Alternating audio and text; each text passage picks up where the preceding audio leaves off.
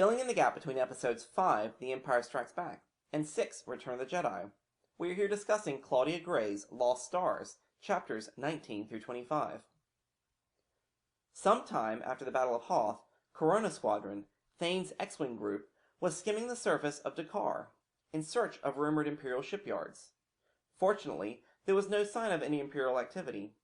Thane suggests they put the planet down for potential future rebel bases. This is a fun nod, as Dakar is the home of the Resistance base from Episode 7, The Force Awakens. While reading the news coming out of his home planet, Thane discovers that Sienna's mother is standing trial. The tradition of the Valley Kindred of Jalukan is for the family and friends to stand by when one is put on trial. Thane takes a temporary leave from the rebellion to head to Jalukan. No one stood by the Ree family. Sienna and her father were the only ones keeping vigil on their home, while they awaited her mother's trial. However, with a knock on the door, Thane has arrived to support Sienna's family in the traditional fashion. Thane and Sienna spent what time they could together. Thane tried to understand how Sienna could still be with the Empire, trying to show her how it was tearing her and her family apart. Her belief in her values and the will of the Force continue to win out as she is determined to see her duty through. As expected, Sienna's mother was found guilty for a crime she did not commit and was sentenced. This hit Sienna hard. After spending 2 months on Jalukan together, Thane and Sienna had to part. Sienna returning to the Executor, and Thane back to Liberty to rejoin Corona Squadron. It was then Thane saw how big the rebellion had become, their fleet doubling in size as they gathered together for what seemed to be a major operation.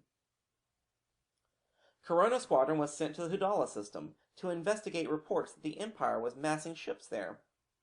Sienna was asked to report at the docking bay for TIE fighter duty, which was unusual for her. However, when she arrived at the hangar bay, she was pulled aside by Admiral PIETT. She was instructed to make sure one of the rebel fighters escaped. He wanted to ensure that the rebellion believed that the fleet was there and not somewhere else.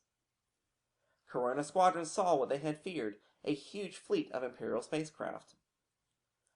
Their espionage mission was cut short when a squad of TIE fighters headed straight for them. Sienna called out to the rebel fighters, only to find out that Thane was among them.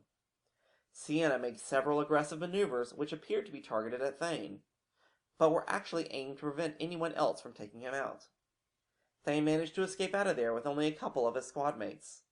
While Sienna's TIE squadron was reprimanded for letting the rebels escape, she received an approving nod from Admiral PIETT that she had completed her secret mission adequately. The Imperial fleet was then moved to the planet ENDOR, where Sienna saw something she thought she never would see, the construction of a second Death Star. Her ship was arriving in advance of all the others in an effort to prepare for the Emperor's arrival. There were many drills, formations, and logistics to be worked out, all which resulted in a grand arrival ceremony. Sienna was now high enough in rank to get her first look at the Emperor. What she saw was a horrifying look of pure evil. This is the Emperor that she has been serving. Now she understands the theatrics, letting the X-Wings go, the odd staging of the fleet. They were luring the rebels into a trap she helped set up by allowing Thane to escape, thinking that the fleet was nowhere near the Death Star. When the rebels arrived, Sienna was between shifts. She decided to volunteer to take a TIE out to support the fight. Thane arrived on the scene with the rest of the Rebel Alliance, headed up by General Calrissian. The battle plays out like you would expect, just a different perspective on the events from the film.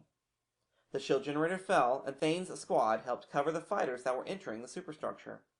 They all raced away from the Death Star, trying to avoid getting caught in the blast. Sienna's TIE took a bit of damage, and she had to crash land the ship inside the hangar bay of her Star Destroyer, which left her needing much medical attention and out of commission for quite some time. Thank you for watching. Please subscribe to keep up with all the insight and analysis found here at Star Wars: The Canon Explained. You can also follow us on Twitter or visit us on Facebook. Till next time, may the Force be with you.